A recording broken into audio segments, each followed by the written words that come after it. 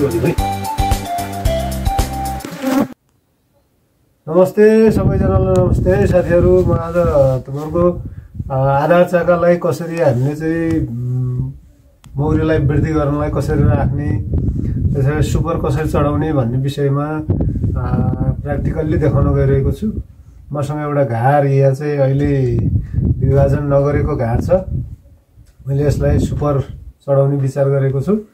त्यसकारण आउनुस् कस्तो छ यो घार। मैले सुपरलाई पनि यहाँनिर ल्याएर राखेको छु अलरेडी। यो चाहिँ 10 फ्रेम पूर्ण रूपमा भरिएको घार छ। यो 10 फ्रेम भरिएको घारलाई अब सुपरमा कसरी लैजाने त कसरी चढाउने भन्दा, अब यो सुपरलाई हामीले माथि राखेर खाली फ्रेम राखिदियौँ भने मौरी माथि नचढ्न पनि सक्छ। त्यसकारण हामीले एउटा यो सेरेना मौरीलाई अथवा लोकल मुडेघारको मौरी भनौँ न, यो मुडेघारको मौरीलाई आधुनिक घारमा पाल्दाखेरि यो आधुनिक घारमा माथि सुपरमा चढ्न अलि गाह्रो मान्छ। त्यसकारण यसलाई सुपरमा चढाउने एउटा तरिका म देखाउन गइरहेको छु। आउनुहोस् कस्तो छ यो घार खोलेर हेरौँ।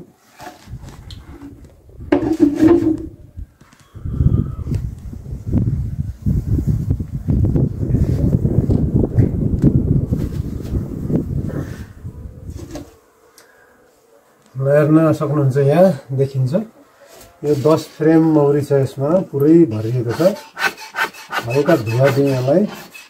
अहिले त्यति बिच्किएको पनि छैन मौरी। हल्का धुवा दिइसकेपछि यो शान्त हुन्छ। राम्रोसँग धुवा पनि आएको छैन।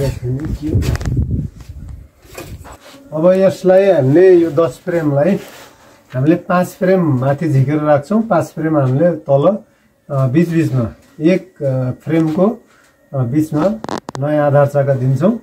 त्यसरी हामीले काम गर्न सक्छौँ। हेर्नुहोस्, अब म यहाँबाट पहिले एउटा छेउको फ्रेम निकाल्छु।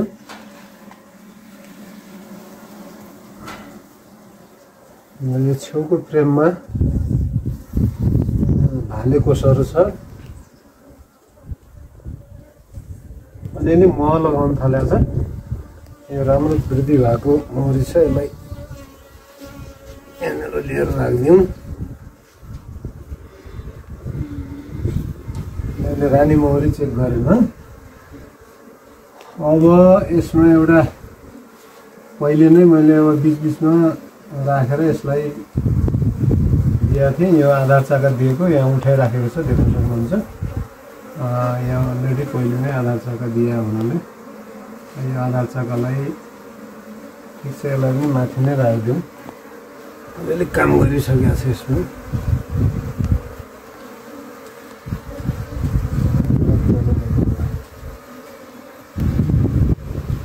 त्यसपछि दोस्रो फ्रेम उठाउँ। यो दोस्रो फ्रेममा माथि माथि मह टोल्किएको हुन्छ। तल कुटोहरू भर्या छ। यसमा बच्चाहरू छैन, लार्भाहरू छैन।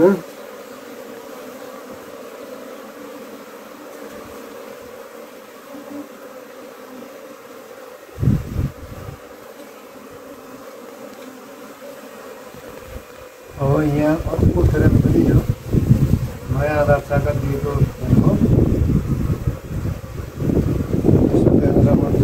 मयान र बच्चाहरू भनेर राखेको छ। हात उठाइसकेको छ। यो यहीँ राख्छु।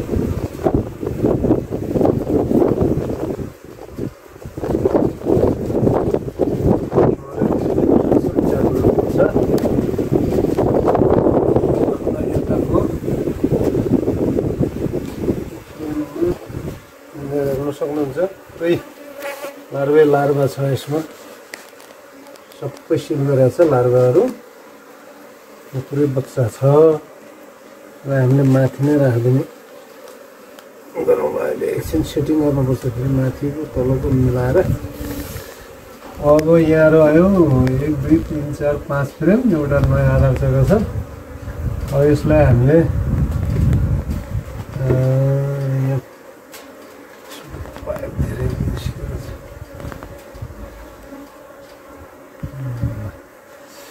अब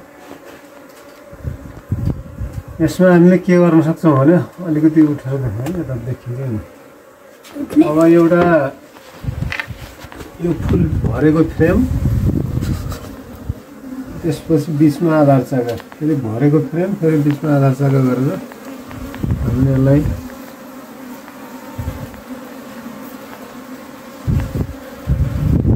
रानी मोडल चेक दिन सक्छ।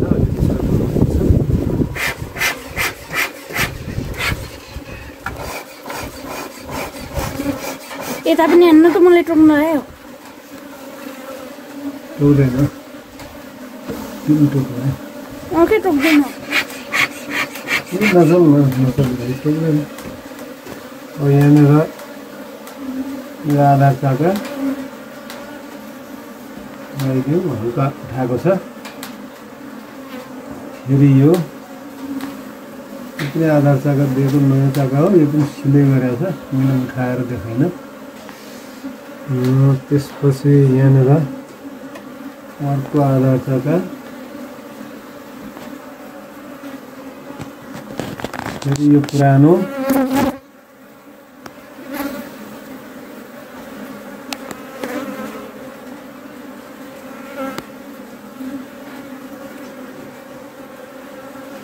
यहाँ खाली आधार चाका,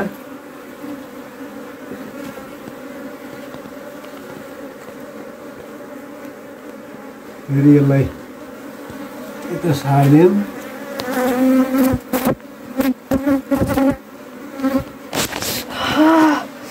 टुकेर गएको एउटा दुईवटा खोल्न पर्छ त।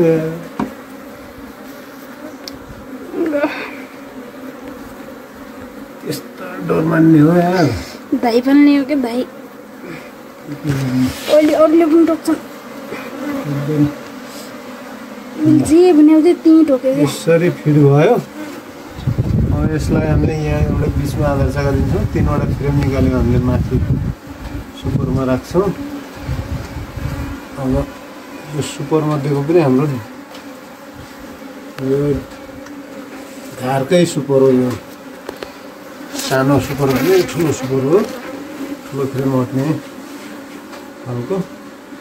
यो गरेर यहाँ छोपिदिएर यहाँ ढक्कन माथिबाट लाउन नमिल्ने हुनाले टिनमा मैले पहिल्यै ढक्कन लगाएर सटकतिर छ यसरी राखेँ।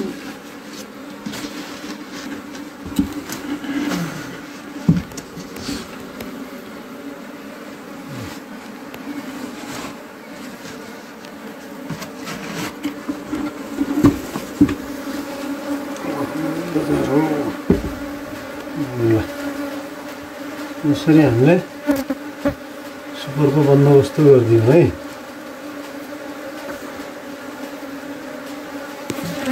सुपरको बन्दोबस्त गरिदियौँ है।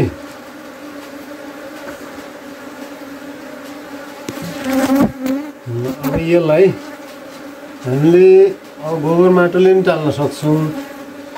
मैले टेप ल्याउँछु, एउटा टेपले टालिदिन्छु। घरको भित्रपट्टिको भागमा लगायो भने यो अलिक बाहिर जस्तो सजिलो छैन, बाहिर भएको भए सजिलोसँग हुन्थ्यो।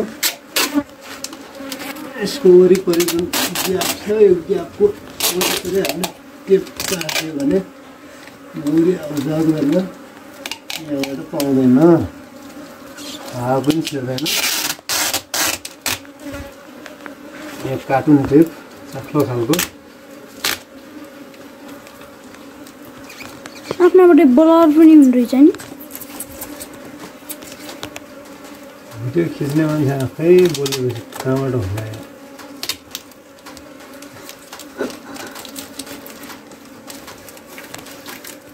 यसरी 5 दिन सकियो।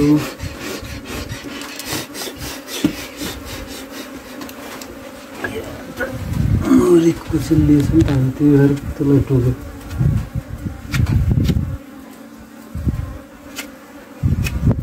मऱ्यो भने टोक्छ क्या अगाडि सार।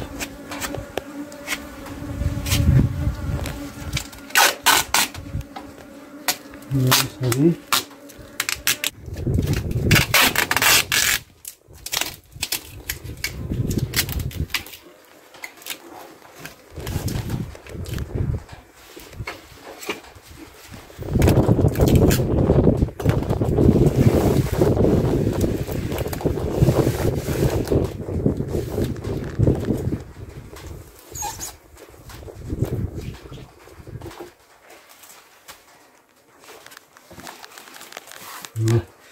यति गरेपछि हाम्रो सुपर पनि चढ्यो। अब यसमा बिस्तारै हामीले अरू फ्रेमहरू फेरि तल जुन आधार चाका उठाइसक्यो भने फेरि त्यसलाई माथि ल्याउँदै फेरि त्यहाँ आधार चाका राख्दै हामीले यो फेरि माथि पनि 10 फ्रेम पुरा भर्छौँ। 10 फ्रेम माथि भरिसकेपछि अनि अब मौरीको चाहिँ काम राम्रो देखिन्छ र माथि यो एक घार तलको थियो भने यो 2 घार मौरी एउटै घारमा 2 घार बन्छ। यसरी हामीले थप्दै ठाउँ हो भने माथि पनि चढाउन सक्छौँ। हामीले अलिकति ध्यान दियौँ भने 4-5 घार एउटै घारमा पनि हामीले पाल्न सक्छौँ। 4-5 घार मौरी जति एउटै घारमा पनि पाल्न सक्छौँ। यसरी हामीले एक घार साइजकै माथि सुपर त्यही घारको साइज बराबरको सुपर राखेका छौँ। अर्को सानो सुपर पनि हुन्छ। मैले देखाउन जान्छु क्या तलपट्टि होला। अर्को हाफ हुन्छ, सानो फ्रेम हुन्छ। तपाईँहरूलाई देखाउँदाखेरि सानो फ्रेम पनि मैले देखाउँछु। यस्तो सुपरको सानो फ्रेम लाग्छ होइन।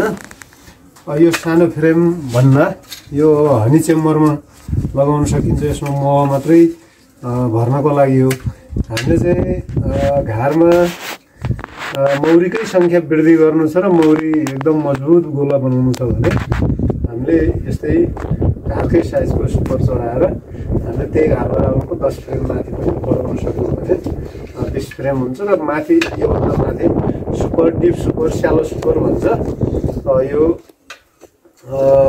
हामीले चाहिँ यो डिप सुपर माथि पछि लगाउन सक्छौँ।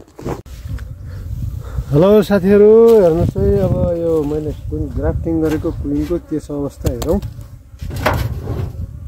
यसमा ग्राफ्टिङ गरेर सेल दिएको थियौँ। सेल आज 1-2 दिन त कन्टिन्यू हेर्न पर्छ, त्यही भएर म यहाँ देखाउन गइरहेको छु।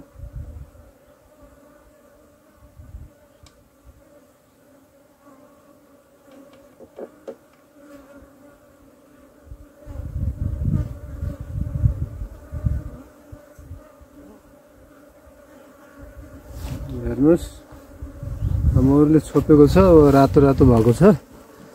आज या भोलि निस्किनेमा छ होइन। देख्नुभयो यो ग्राफ्टिङ गरेको क्विन सेल हो। यो देख्नुभएको छ, रातो भएको छ। अब भोलि या पर्सि निस्किन्छ 1-2 दिनमा बढीमा। 14 गतेको डेट राखेको हो। अब 1-2 दिन तलमाथि पर्छ। यो लार्भा कति दिनको लार्भा उठाएर राखियो भन्ने कुराले अब 1-2 दिन तलमाथि पर्न सक्छ। त्यही भएर यसलाई मैले आज 13 गते निरीक्षण गरेँ। अब भोलि पनि हेर्नुपर्छ र पर्सि पनि हेर्नुपर्छ। अब क्याप लाएर राख्दा पनि हुन्छ। अब एउटा सेल मात्रै भएको हुनाले यसमा रानीविहीन घार हो र यसलाई एउटा सेल अनिवार्य आवश्यकता भएको हुनाले खुल्ला नै राखिदिएको छु मैले। यसको हामीले क्याप लाएर राख्न पनि सक्छौँ। क्याप लाउनलाई टुलमा क्विन क्याप भनिन्छ। अब त्यो केज भनेको अलग्गै हुन्छ, तर ग्राफ्टिङ सेटमा चाहिँ त्यसलाई केज गर्नलाई अथवा त्यसलाई थुन्नलाई केज भने पनि अथवा क्याप भने पनि त्यही नै हो होइन। त्यसकारण केज अलग्गै पनि हुन्छ होइन। र त्यसलाई केजको रूपमा प्रयोग गर्न पनि सकिन्छ र ग्राफ्टिङमा त्यो ग्राफ्टिङ गरिसकेकोलाई क्यापको रूपमा पनि राख्न सकिन्छ।